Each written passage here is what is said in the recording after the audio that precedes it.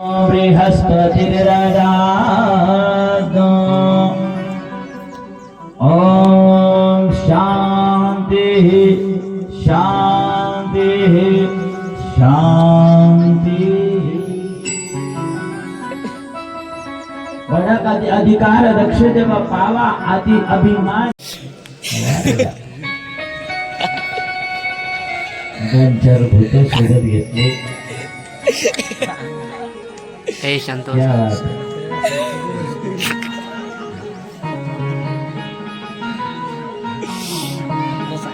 मी लग्न करायचे का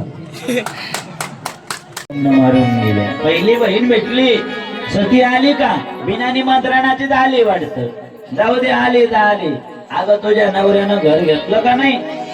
दुसरी आली सती बिना निमंत्रणाची आली वाटतं। अगं तुझ्या नवऱ्याच्या डोक्यावरून पाणी पडायचं बंद झालं का नाही? वाहते गंगा पहिल्यासारखी। तिसरी बहीण आली अगं सती कोणत्या कंपनीची पावडर लावतो तुझ्या नवरा? कंपनी बदलली का नाही? पॉन्ड्स वापरतो का नाही? का तेच लावतो चिता भस्माले पहा? अंगाहून सुद्धा न पाहिल्यासारखं केलं। आणि या यज्ञामध्ये पाहिलं ना सतीनं इकडं तिकडं। जेव्हा सती मैयानं इकडे तिकडे पाहिलं भोले बाबाचा भाग या यज्ञामध्ये दिसला नाही। आपल्या मार्गाचा भाग नाही, आपल्या स्वामीचा भाग नाही। कोणतीही पतिव्रता स्त्री आपल्या स्वतःचा अपमान सहन करते पण आपल्या कुंकाचा अपमान तिला सहन होत नाही। जेव्हा यज्ञामध्ये आपल्या भोले बाबाचा भाग दिसला नाही सतीचा असा पारा चढला। तळपायाची आग मस्तकामध्ये गेली सतीची आणि विजय सारखी कडाडी रक्ताकडे पाहून सती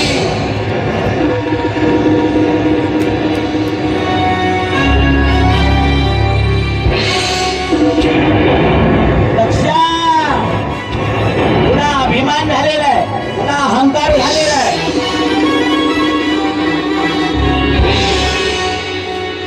भोले बाबाचा भाग यज्ञामध्ये ठेवला नाही। माझ्या भोले बाबाला शिव्या देतो तुला भाग यज्ञामध्ये माझा अपमान केला, माझ्या परिवाराचा अपमान केला। आता लक्षा तुझ्यापासून निर्माण झालेला देह आता मला ठेवायचा नाही। आणि बसली ना सती यज्ञाजवळ आणि सती जेव्हा यज्ञाजवळ बसली आपल्यामध्ये अग्नी ज्वाळा प्रकट केला।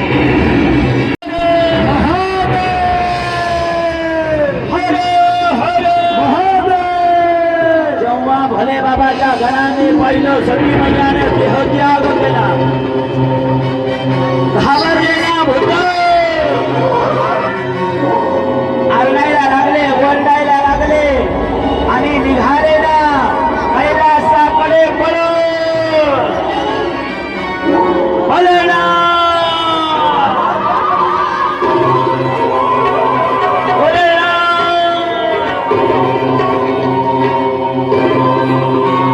कैलासामध्ये गेले भोलेनाथ त्राहिमाम, भोलेनाथ त्राहिमाम। आणि ताबडतोब भोले बाबाने आपला क्रोध अवतार वीरभद्र पाठवून दिला। भोले बाबाचा क्रोध अवतार वीरभद्राचं आगमन। जेव्हा वीरभद्र आलेलाय जे जे भोले बाबांकडे पाहून हसले होते कोणाचे दात काढले, कोणाचे बदले फोडले आणि या वीरभद्राचा असा पारा चढला। त्यामध्ये असलेले तलवार जोरदार प्रहार केला आणि शिरधडा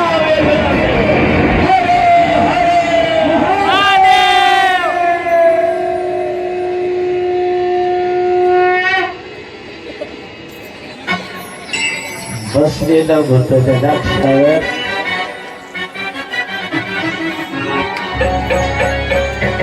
आता दक्ष आहे का पाहावं। दक्षाचं मुंडक कापलं, यज्ञामध्ये स्वाहा करण्यात आलं।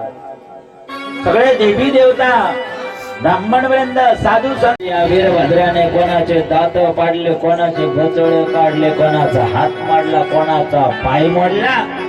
जे भोले बाबाकडे डोळे वासून पाहत होते मग सगळे भोले बाबाचं स्मरण करू लागले आणि भोले बाबांनी सगळ्यांचं स्मरण ऐकलं. भगवान की हरे हरे आवाज. भोले बाबा करता जोरदार टाळ्या वाजवा. भोलेनाथाचं आगमन या ठिकाणी झालं आणि भोलेनाथाचं आगमन झाल्याबरोबर भोले बाबांनी सांगितलं यज्ञ पूर्ण करायचा असेल तर यजमान जिवंत करावा लागेल आणि यजमान जिवंत करायचा असेल तर नंदीचा शाप या दक्षाला बोकडाचं मुख लागल म्हणून आणा. मग बोकडाचं मुख आणलं आणि दक्षाला बसवलं आणि उठला ना दक्ष. क्या बात. भोले बाबाची आवाज ऐकला. हा बोकड्याचा आवाज नसून हा आपल्या सासऱ्याचा आवाज आहे. भोले बाबा ठिकाणी झालं. भोले बाबाची स्तुती आपल्याला करायची. उठून उभे राहा.